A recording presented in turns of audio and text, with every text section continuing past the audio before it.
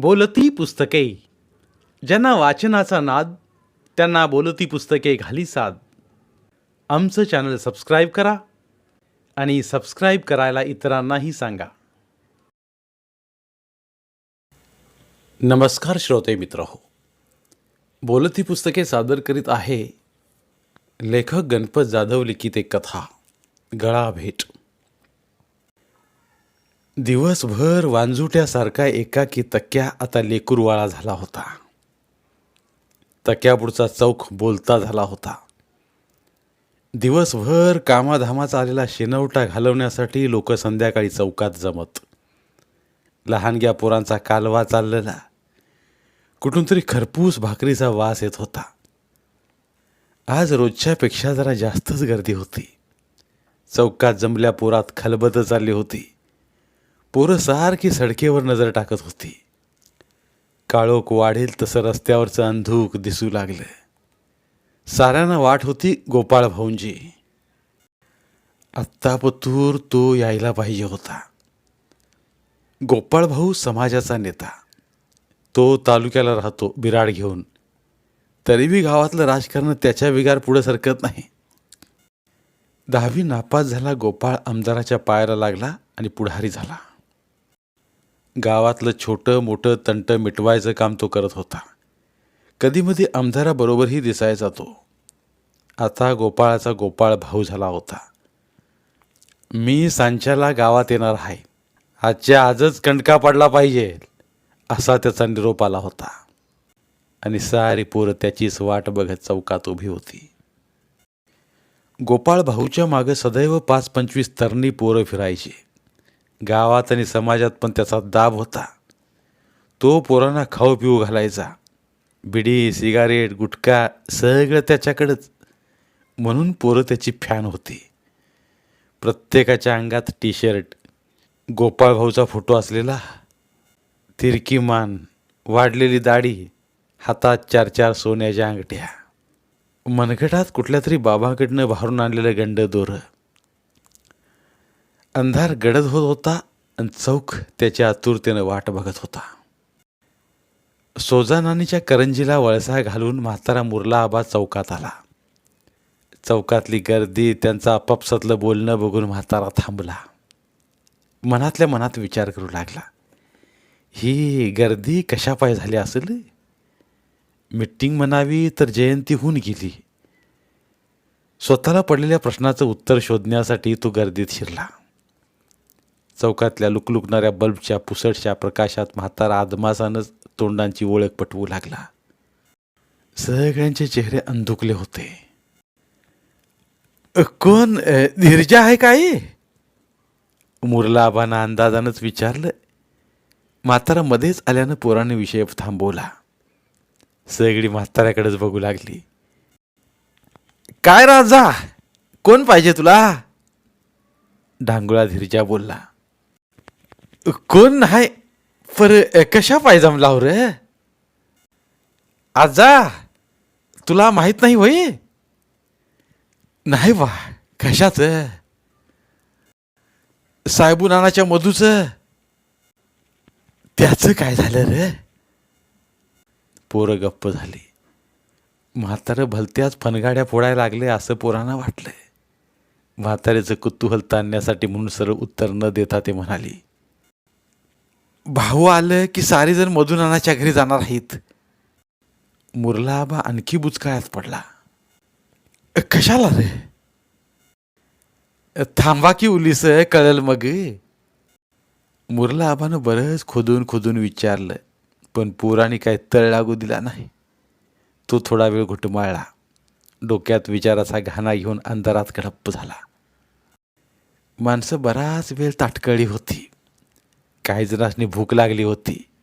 काही जणांनी उशीर होईल म्हणून 1-2 भाकरी मुरगाळ्या होत्या. ताटकळलेली माणसं कोड्यात पडली. निरोप तर दिलाय, गोपाळ भाऊ येतोय का नाही काय माहिती. थांबावं का घरी जावं त्यांना पडलेला प्रश्न. अंधार वाढला तरी गोपाळ भाऊची वाट नव्हती. कोंडबा बसून बसून अवघडलेला. बबले आहे काय रे तिथं? कोंडबाचा आवाज अंधारात घुमला. गप्पा मारणाऱ्या बबल्याला कुणीतरी सांगितलं तसा तो मोठ्यानं वरडला, हाय हाय म्हणून. अरे भाऊला फोन तरी लाव की. कोंडोबा, मगाधरनं लावतोय पण कव्हरेजच्या बाहेर आहे म्हणतंय. हे आता काय निवडणूक आहे वई, कव्हरेजमध्ये राहायला, असं कोणीतरी म्हणालं आणि काळोखातला चौक खळखळून हसला. बराच वेळ झाला होता. आया आपापल्या पोरासनी जेवायसाठी हाका मारत होत्या, पण कोणीही ओ देत नव्हतं. जागचं हलत नव्हतं. प्रत्येकाला उत्सुकता लागलेली, साहेबुनानाच्या घरी काय होतं याची. तक्क्याच्या उत्तरेकडच्या बाजूला कोळशाचा वाडा. कोळशाच्या वट्यावर काही बायकांचा घोळका बसलेला. तो हळूहळू आवाजात कुजबुजत होता. साहेबुनानाच्या राहुलनं असं करावं का हो? पहिली, माणसं शिकली आणि हुकली. दुसरी, मग मात्र कोण काय बोलतंय कोणालाच कळना झालं. मग काय व शिकलं म्हणून वाडवडिलांची रीत सोडावी काय? नव साहेबुनानानं तरी कसं व्हय म्हणावं. बायांच्या बोलण्याची नुसती खिचडी झाली होती. दूरवर गाडीचा दिवा चमकला. साऱ्यांच्या माना वळल्या. बसली माणसं उठून उभी राहिली, दिव्याच्या दिशेनं बघू लागली. लांबून येणारा उजेडाचा ठिपका मोठा मोठा होत गेला.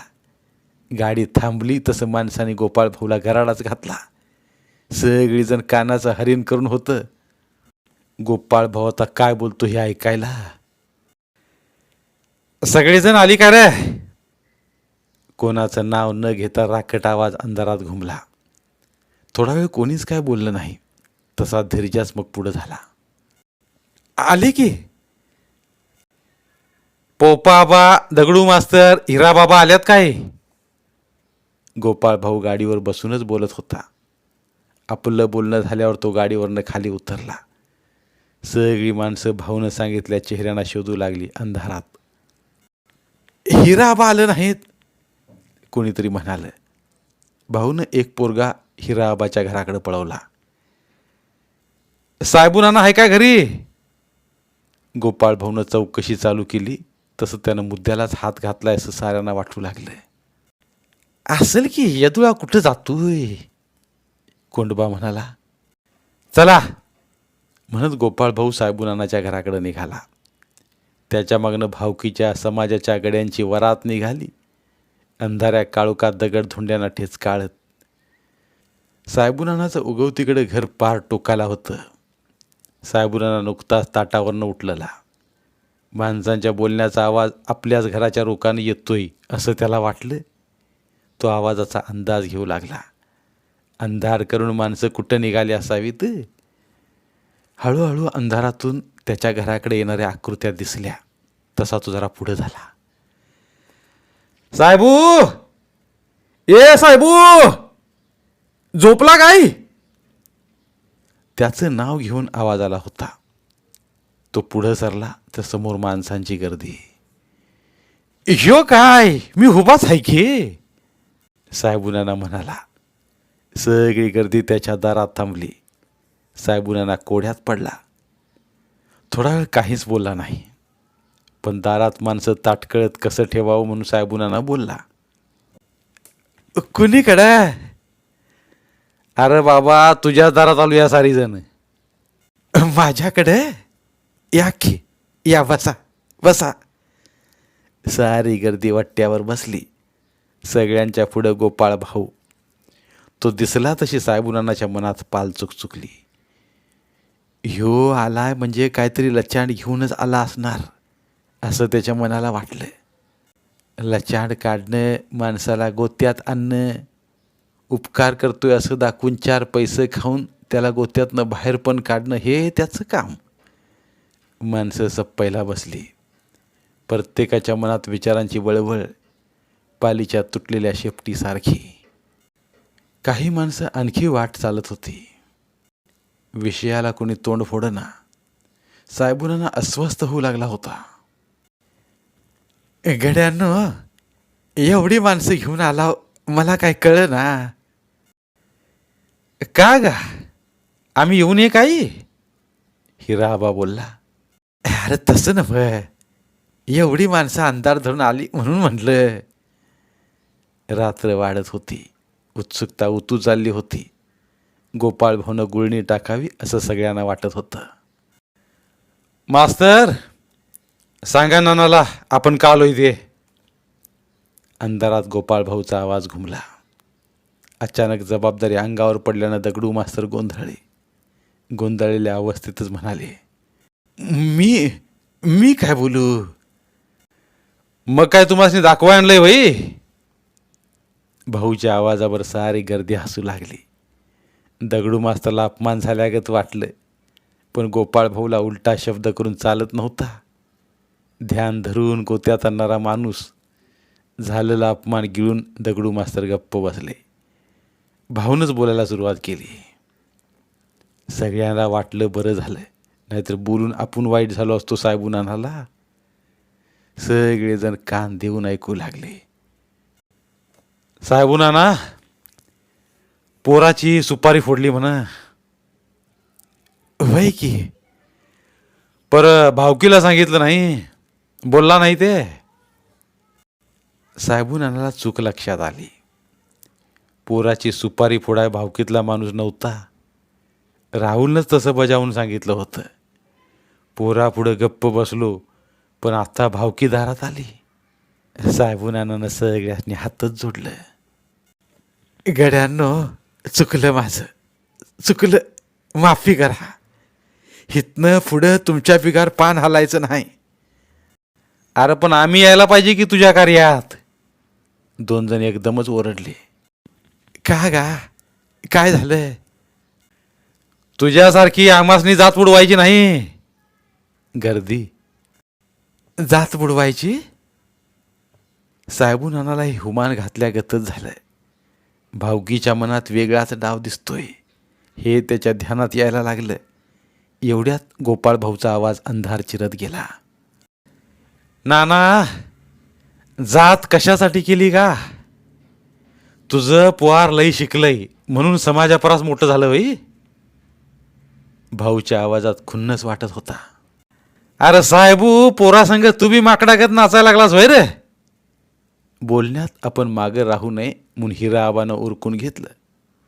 मला नीट कळलं असं बोला की. साहेबुनाना काकुलतीला आला होता. त्याची बायको गिरजा उंबऱ्याला लागून पुतळा होऊन बसलेली. भावकीच्या बापय माणसात काय बोलावं. गोपाळ भाऊनं घसा साफ केला आणि बोलायला सुरुवात केली. नाना, सोयरीक करताना पजूर पालव बघितलाय का. भाऊ, पोरगा मूप शिकलाय, त्यो काय बघणार नाही पदूर पालव.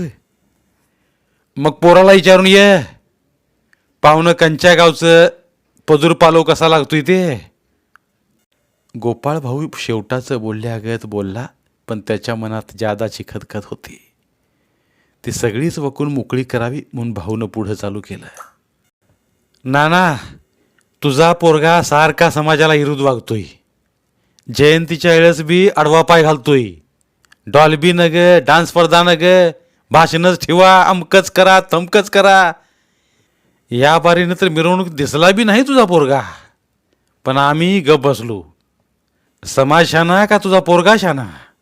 हा. वकून पोट रिकामं झाल्यागत तो गप्प बसला. अंधाराबरोबर गर्दीच्या डोळ्यात पेंगही वाढली. एक एक जण जांभई देत तर कोणी मोबाईल कानाला लावून उठू लागला. सगळे गेले. कालवा बंद झाला, पण साहेबुनानाच्या डोक्यात तो घुमू लागला. त्याची बायको गिरजा चित्तागती झाली. रात्रभर साहेबुनानाच्या डोक्याला किडा पुखरू लागला. पार मेंदूला झिंजिन्या येईपर्यंत. रात्रभर सताड उघड्या डोळ्यानं आकाशातल्या चांदण्या बघत अंतरुणावर पडून राहिला त्यो. रात्री कधीतरी डोळ्याला डोळा लागला. परटाच्या आळीचं कोंबडं आरवलं तसा तो खडबडून जागा झाला. बायकोला उठवू लागला. अगं उठ की. होय, कशाला वा आणखी उजाडलं नाही. साहेबुनानं जोरानं तिला हलवलं. तसं तिनं खाडकन डोळं उघडलं. नवरा असा का करतो हेच तिला कळेना. तरी ती अंतरुणावर उठून बसली. कशा पाय उठून बसवला व. झोपच लागेना. का? हे काय विचारणं झालंय काय? रात्री बघितलं नाही भावकी दारात आलती. तिला ते आठवलं आणि मन काळजीनं काळवंडू लागलं. उठ, पाणी ठेव आंघोळीला. इतक्या लवकर? वय, राहुलकडे जातो. नौका पाहुणा जोडलाय. पोरावर विश्वास ठेवला पण पाहुण्याचं विचारलंच नाही. पोराला काय ते विचारून येतो. एसटी तर 9ला येते. बायकोचं लांबण लावणं त्याला आवडलं नाही. त्याचं मनच थाऱ्यावर नव्हतं. उठ म्हणतो तर रे. अहो पण निवांत जावा की भाकर तुकडा खाऊन. नका, उठ उठ. 9च्या गाडीपतूर उशीर होईल. जातू चालत फाट्यापतूर. भाकर खाईन पोराकडे. त्याच्यात व कुठला भाकर तुकडा, त्योच खातोय खानावळीत. आता त्याला असह्य झालं. त्याच्या तोंडातला शब्द तापू लागला तशी ती उठली. चुलीला जाळ लावला. पाण्याचं पातेलं चुलीवर ठेवलं. पातेल्यातलं पाणी आपल्या पोटात उभारा साठवू लागलं. अगदी उलटी होई पतूर. आंघोळ करून झाल्यावर तिनं 4 भाकऱ्या थापल्या. मटकीची डाळ उलती पालती केली. तव्यात कांदा घालून चिरगुटात बांधून पिशवीत भरली. साहेबुनानं नाखुशीनंच पिशवी घेतली. पहाटेच्या फिक्या अंधारात तो फाट्याच्या दिशेनं ताळ ताळ चालू लागला. पायाखाली येईल ते तुडवीत. पोटाला एक पोरग आणि एक पोरगी. गरिबीतला संसार. बायको वागीन मिळाली. खांद्याला खांदा भिडवला. नेटानं संसार केला. कधी कधी रुसली नाही. इटकं वाटकं म्हणली नाही कधी. फाटकं तुटकं म्हणली नाही. स्वाभिमानानं संसार केला. पोरीनं 12वीची परीक्षा दिली आणि तिच्या डोक्यावर फुलं उधळली. पोरगा चांगला निघाला. शाळेत कधी मागं नाही. कॉलेजात असताना स्वतः भाकरी भाजून खाल्ल्या. मिळेल तिथं रोजगार केला. कधी चहाच्या हॉटेलात, कधी रसाच्या दुकानात, कुठं बी काम केलं. गरिबीची लाज धरली नाही. आईबाच्या गरिबीवर रुसला नाही. तो गुरुवारचा दिवस होता. साहेबू आणि गिरजा रोजगारला गेलेलं. दिवस मावळताना घरी आले तर दारात राहुल. आईला बघता तो ताटकन उठला. आडवा गेला. आईच्या डोक्यावरचा भारा आपल्या डोक्यावर घेतला. आईबानं हातपाय धुतलं. चहा पिऊन झाल्यावर राहुल उठला. घरात गेला. बाहेर आला तर त्याच्या हातात पेढ्याचा पुडा. कशाचं कशाचं म्हणीस तोवर एक एक पेढा आईबापाच्या तोंडात घातला आणि पाया पडला. गोंधळात पडल्या साहेबू आणि गिरजाला काही कळेना. ते राहुलच्या तोंडाकडे बघत होते. राहुल खूप आनंदी दिसत होता. पाया पडून झाल्यावर तो म्हणाला, नाना, मला वीज बोर्डात नोकरी लागली. हे ऐकताच तिघांच्याही डोळ्यात पाणी तरळलं. ते डोळ्यात मावच ना, गालावरून घनगळू लागलं. साऱ्या कष्टाचा शिनवटा गेल्यासारखा झाला. संध्याकाळ आनंदात गेली. तेव्हापासून राहुल बार्शीला राहू लागला. रोज गावातनं जाणं येणं करणं खरं नव्हतं. शनिवार धरून तो घरी यायचा. घरी आल्यावर गिरजा त्याला चांगला चुंगला घास घालायची. यावेळी शनिवार गाठून राहुल आलेला. गिरजानं पुरणपोळी केलेली, त्याला आवडती म्हणून. संध्याकाळी तिघंजण जेवायला बसली. दुधात कुस्करून राहुल पोळी खात होता. कोणी काही बोलत नव्हतं. गिरजाच्या मनात मात्र वेगळंच चाललेलं. आत्ता बोलावं मग बोलावं म्हणून ती विचार करीत होती. सहन होईना म्हणून ती म्हणाली, राहुल, म्या कुठवर भाकऱ्या थापू र? एकदम आलेल्या आवाजानं राहुलनं तोंडातला घास कसा तरी गिळला आणि म्हणाला, का गाई, असं का बोलतीस? नव्ह, म्याच किती दिवस भाकऱ्या थापू रे. गिरजा. राहुल आईच्या तोंडाकडे आश्चर्यानं बघू लागला. त्याला तिच्या बोलण्याचा अर्थ कळेना. तेव्हा तीच म्हणाली, असा तोंडाकडं का बघतो यास? तुझ्या भाकऱ्या भाजायची सोय करायला पाहिजे. आत्ता राहुलच्या ध्यानात आलं. मनावर आलेला ताण कमी झाला. तू आम्हाला भाकरी घालायचं बंद केलीस का काय? राहुल गमतीनं म्हणाला, बाप लेक दोघंही हसली. पण साहेबू नानाला बरं वाटलं. त्याच्याही मनात तेच घोळत होतं. तसं न बरं, आम्ही हित तू पर मुलकात खानावळीत किती दिस खाशील. राहुलनं आणखी एका पोळीचा गोळामोळा केला.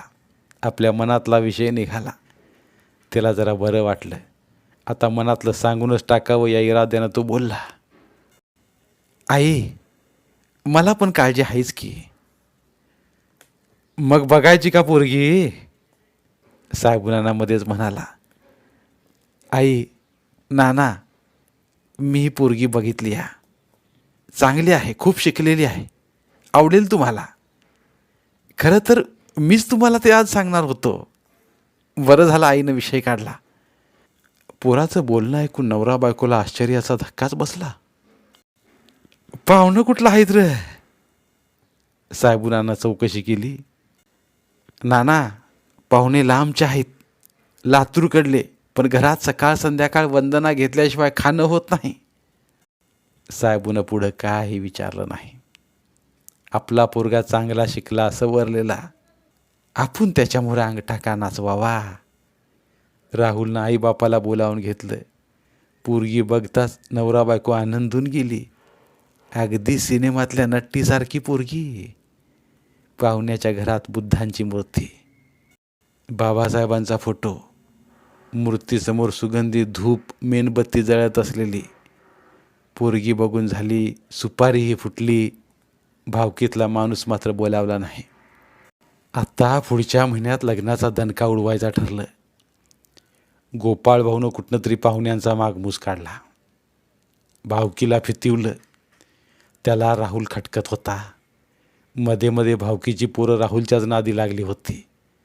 राहुल जयंतीच्या वर्गणीचा हिशोब मागू लागला होता. बरं झालं आपण रेटलं, नाहीतर समाजाच्या पोरासाठी शिकवण्या करू म्हणत होता, वाचनालय काढू म्हणत होता समाजाच्या पैशानं. राहुल असा मिसळला तर आपल्या मागे एक पोरगं राहणार नाही. या काळजीनं गोपाळ भाऊ राहुलला बदनाम करायच्या मागे लागला होता. काहीतरी करून त्याला समाजातनं बाहेर काढावं असं मनात धरून तो संधीची वाट बघत होता. आता लग्नाचं कारण धरून खुन्नस काढीत होता. कितीतरी वेळ झाला साहेबुनाना फाट्यावर थांबला, पण एक वाहन येत नव्हतं. तो अस्वस्थ होत होता. त्याच्या मनात चुळबुळ चालू झाली. राहुल कामावर जायच्या आधी त्याला गाठला पाहिजे. एक टमटम थांबलं. माणसाने गच्च भरलेलं. साहेबुनाना त्यात बसला. अंग फिरवाय जागा नव्हती तरी तो आनंदात होता. टमटम हळूहळू चालत होतं. जागोजागी थांबत होतं.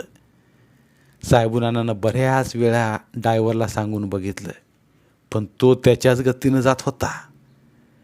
अस्वस्थ साहेबुनाना टमटमच्या काचेतून सारखं सारखं बाहेर बघत होता. नाळाची उंचच्या उंच झाडं दिसली तेव्हा त्याचा जीव भांड्यात पडला. टमटम थांबायच्या आधीच तो पैसा हातात घेऊन थांबला होता. पैसे काढायला वेळ लागू नये म्हणून. बापाला अचानक दारात बघून राहुल गोंधळला. साहेबुनाना टेकला. राहुलनं त्याला तांब्या भरून पाणी दिलं. तेवढं पाणी तो प्याला घटाघटा. नाना अवचित कसा आला हो, सगळं बरं आहे ना. काळजीनं राहुल. आलो सकाळीच, तू कामावर जाशील म्हणून. काय अडचण आली काय. साहेबुनाना एक दीर्घ सुस्कारा सोडला. जरा सरळ बसला. रात्री गोपाळ भाऊ आलता दारात भावकीला घेऊन. राहुलच्या मनात काळजी दाटली. हे असं होणार हे त्याला आधीच माहीत होतं. भाऊनं नानाच्या पोटात घाबरं सोडला असणार. काय म्हणाला. राहुल म्हणत होता भावकीला न विचारता पाहुणा जोडलाय, बिगर पदूर पालवाचा. घर वाळीत टाकू म्हणाला. पाहुणं खानदानी आहेत ना. नानाच्या बोलण्यात काळजी होती. आता राहुलच काळजीत पडला. नानाला कसं सांगावं. तसा नाना अडाणी गडी, पण बाबासाहेबावर भारी जीव, आडमुठपणा करणार नाही. तरी पण राहुल विचार करत होता कसं सांगावं ते. चित्रातल्या नटीसारखी सुंदर, सिनेमातल्या नटीसारखीच. नुकतीच बदलून राहुलच्या ऑफिसात आलेली. दोघांची ओळख झाली, विचार जुळले. एक दिवशी तो तिच्या घरी गेला कामानिमित्तानं. घरातल्याने राहुलचं स्वागत केलं. चित्राचे वडील हेडमास्टर म्हणून रिटायर झालेले. टेबलावर भगवान गौतम बुद्धाची, बाबासाहेबांची मूर्ती. मूर्तीसमोर जळत असलेली मेणबत्ती अगरबत्तीच्या सुगंधानं घर भरलेलं. समोरच्या भिंतीतलं कपाट हे पुस्तकानं गच्च भरलेलं. टेबलावर भगवान बुद्ध आणि त्यांचा धम्म दिसत होता. चहा पाणी झालं. गुरुजी कितीतरी वेळ झालं तरी राहुलला बुद्ध आणि बाबासाहेब सांगत होते. राहुल ऐकत होता, शिष्य होऊन. त्याने आग्रहानं राहुलला जेवायला घातलं. दोघांच्या ओळखीची वाट लग्नापर्यंत आली. राहुलनं आईबापाला सांगितलं, पण भावकीला बोलावू नका म्हणाला. भावकीच्या कुणाच्याच घरात त्रिसरण पंचशील होत नव्हतं. काही जणांना तर माहितीही नव्हतं. इथं आल्यावर त्यांना आडवा पाय घातला असता. चित्राच्या जातीवरून भावकीनं पीळ आणखी सोडलाच नव्हता. गुरुजींनी मात्र काही क्षणात होकार दिला होता. ते शुद्ध बौद्ध झाले होते. भावकीत बौद्ध सांगायचा किती प्रयत्न केला आपण. गोपाळ भाऊसारख्या माणसाने तो हाणून पाडला. गेल्या वेळेस गावात बुद्ध विहार बांधायचा मुद्दा काढला होता आपण. वाटलं बुद्ध विहार झालं तर गावात भंतेजी येतील, पोरासोरांना चांगली शिकवण देतील, पोरं चांगल्या मार्गाला लागतील. थोडे दिवस पोरांनीही मनावर घेतलं. पुढं काय झालं काय माहिती. होकार देणारी पोरं आपल्या जवळही यायला तयार होईनात. पुढं कळालं भाऊनं एका दारू विकणाऱ्या पोराला फितवलंय. ही पोरं विहारात चालली तर तुझा धंदा कसा चालायचा. दारू विकणाऱ्यानं पोरात फूट पाडली. आपल्याबद्दल बरेच गैरसमज पसरून दिले. बुद्ध विहार बांधायचा मुद्दा बाजूला सरला. म्हणून आपण मुद्दामच भावकी टाळली होती. पण भाऊनं माहिती काढून आपल्या दारात आणलंच तर. राहुल विचारात मग्न झाला होता. राहुल गप्प बसला बघून साहेबुनानाच काळजीत पडला. का रे, काय बिघडलंय काय. साहेबुनाना म्हणाला. राहुलनं मन तयार केलं. बापाच्या डोळ्यात डोळं घातलं आणि बोलू लागला. नाना, तुम्ही कोणत्या देवाला मानता. माहीत असूनही प्रश्न. अरे आपला देव बाबासाहेब. मग पाहुण्यांचाही देव बाबासाहेब आहे. नव्या विचारानं भरलेले, पंचशिलाचा अवलंब करतात. पण गोपाळभाऊच्या जातीवादी नजरेत पाहुणे मातंग आहेत म्हणून तो कावळ्यासारखा उरडतोय. नाना, बाबासाहेबांनी सांगितलंय जाती तोडा. गोपाळभाऊसारखी माणसं जातीच्याच लंगोटीला धरून लोंबकळत आहेत. मग सांगा तुम्हाला सून कसली पाहिजे. पंचशिलेचं पालन करणारी का त्याला हरताळ फासणारी. झोपेतनं खाडकन जागं व्हावं तसं साहेबुनानाला झालं. त्याच्या ध्यानात आलं. त्यानं राहुलच्या खांद्यावर हात ठेवला. पोरा, तू काळजी करू नकोस. तू चांगलं काम केलंही. मी बघतो भावकीचं काय करायचं ते. भावकीच्या नाकावर टिच्चून लग्न करायचं म्हणून तो पोलाद झाला न वाकणार. साहेबुनाना पोराकडे जाऊन आल्यापासून जोमात होता. सारी भावकी दारात नेऊन पण नानानं मनावर घेतलं नाही म्हटल्यावर गोपाळभाऊच्या पोटात डचमळू लागलं.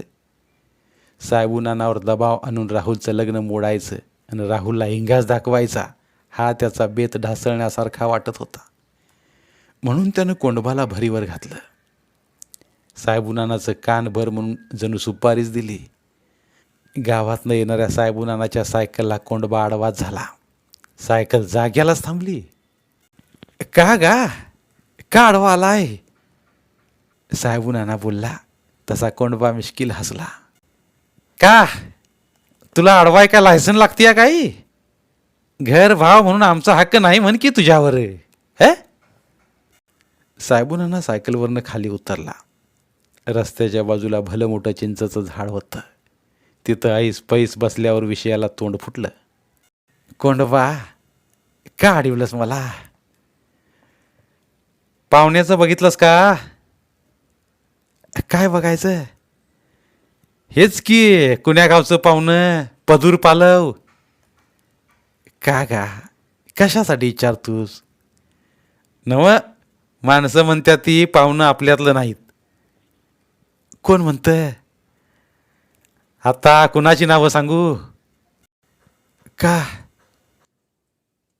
गोपाळाचं नाव घ्यायला घाबरतोस का काय? साहेबुनानानं मूळ मुद्द्यालाच हात घालतात कोंडबा गडबडला. काय बोलावं तेच त्याला कळे ना. तसं नव्ह रे, उगाच आपण कमीतलं व्हायचू. हे बघ कोंडा, माझा पोरगा हुशार आहे. बाबासाहेबांची पुस्तक वाचून त्याला चांगलं वाईट कळतंय. आणि हे बघ, पाहुणं कुणी बी असू देत, म्या हे लगीन जोरात वाजवणार आहे गावात. तुम्हा सगळ्यांनी लग्नात मानपान आहे. यायचं का नाही ते तुम्ही ठरवा. नाही, गोपाळानं जाऊ नका म्हणलं तर म्हणून म्हटलं. साहेबुनानाच्या बोलण्यानं कोंडबा हिरमुसला. आता आपल्या हातात काही राहिलं नाही असं त्याला वाटू लागलं. साहेबूनं चांगलंच मनावर घेतलेलं दिसतंय. चल, लई वकूत झाला म्हणत कोंडबा रस्त्याला लागला. त्याच्या जाणाऱ्या पाठमोऱ्या आकृतीकडे बघत साहेबू गालातल्या गालात हसत होता. मुद्दामच लग्नाची वेळ संध्याकाळची घेतली होती. पार तक्क्यापतूर लायटिंग खेळवली होती. भारीतला मांडवदारा टाकला होता. पै पाहुणं झाडून आलं होतं. पार जिल्ह्यापासनं जातीचं पुढारीही लग्नाला हजर होतं. भारतीय बौद्ध महासभेच्या लोकांनी चांगलंच अवसान दिलं होतं. झाडून सारीजण लग्नाला हजर होती. कुणीही साहेबुनानाच्या कार्याला जायचं नाही असा दम देऊन गोपाळभाऊ तालुक्याला आपल्या बिराडाकडे निघून गेलेला होता. पण सारी भावकी लग्नात सामील झाली. पळून कामं करू लागली. भरलेल्या पोटाची ढेकरं देत पंक्तीवरनं उठू लागली. साहेबुनानानं फटाक्यांच्या सरींचा धाड धाड होणारा आवाज कानात साठवला. लाईटीचा झगमगाट डोळ्यात साठवला. त्याला स्वतःच्या पोराचा अभिमान वाटू लागला. मांडवाच्या मध्यभागी पांढरे धोट कपडे घालून गुरुजी उभे होते. पांढऱ्या धोट कपड्यातला साहेबुनाना गुरुजीजवळ गेला. दोघा इवायांनी गळा भेट घेतली. दोघांच्याही डोळ्यात आनंदाश्रू उभारले. सारा मांडव अवाक होऊन बघत होता. ती गळा भेट दोन भीमविचारांच्या वारसदारांची. धन्यवाद. पुन्हा भेटूया एका नवीन कथेसह. धन्यवाद. बोलती पुस्तके श्रोते मित्रांसाठी मराठी साहित्याचा खजिना फक्त 59 रुपयात. फक्त 59 रुपये माफक फी भरून आमच्या साहित्यरत्न या चॅनलचे सभासद व्हा व भरपूर मराठी ऑडिओ बुक्सचा आस्वाद घ्या.